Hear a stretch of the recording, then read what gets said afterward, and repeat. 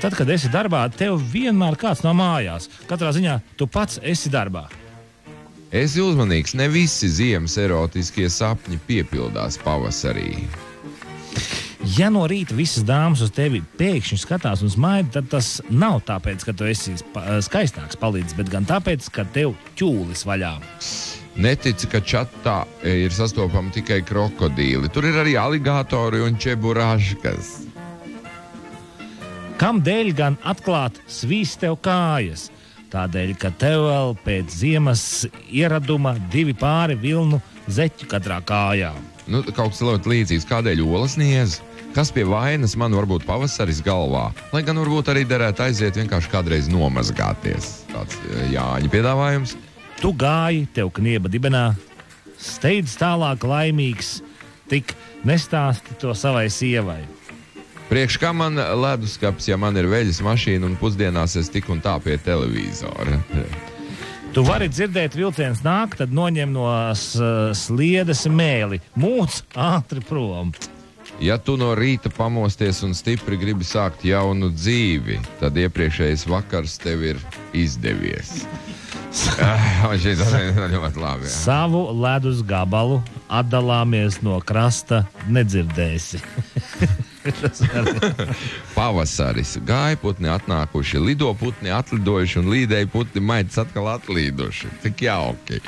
Nopēc platas bikses, jo viss, kas pa ziemu ir šķitis niecīgs, var pēkšņi izaugt nesamierīgos apmēros. Var notikt viss, pat piebriest kāju ikri. Ja tu šodien gribi iepatikties pilnīgi visiem, tad tici man, tā nebūs tava laimīgākā diena. Tu gribi, lai tev virtuvē ir baseins? Tad neprāto. Ņem lāpstu rots. Lai būtu peļķe durvju priekšā, nomainīs dzīvesvietu un mieru, ja? Jā. I nemaz nesmaidi, jo, ja spožāk spīd saule, jo spožāk spīd tavs plikais pauris.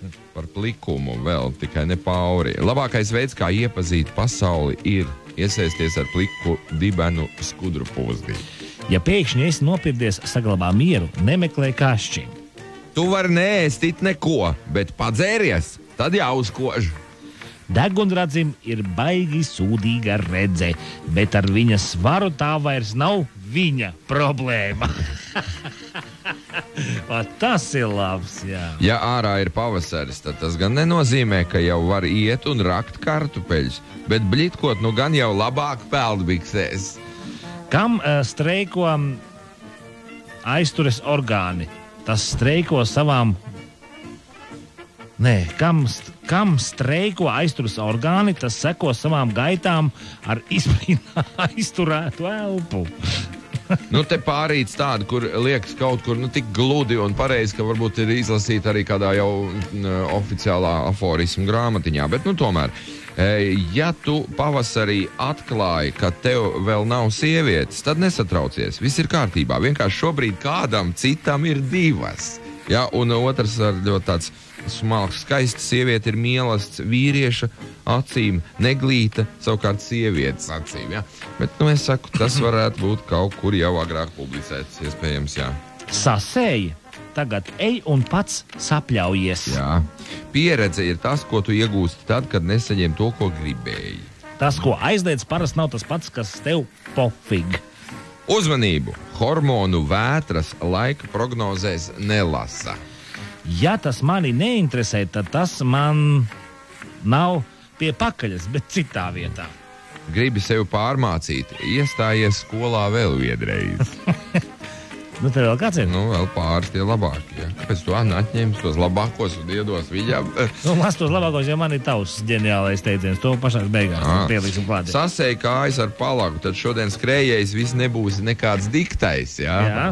Itin labs aforisms. Un tu jau pasē ailē tautība vari sarakstīt visu ko, bet ja tevi sauc Ihils Šraibmans, tad tu neesi lībietis. Ja? Tāds. Nu, un Andra Friedenfelda šīs dienas teiktais ēterā aforisms. Ne visu, ko es jums stāstīju, es zinu. Tā, jā, varbūt. Jā, bet neba jau man balvu dosim, vai ne? Kaut arī tas, protams, ir ģeniāli, ko es pateicu. Bet es nezinu, man jau patīk gan tā rubrika tauptība, gan sasēja kājas ar pālagu, jā.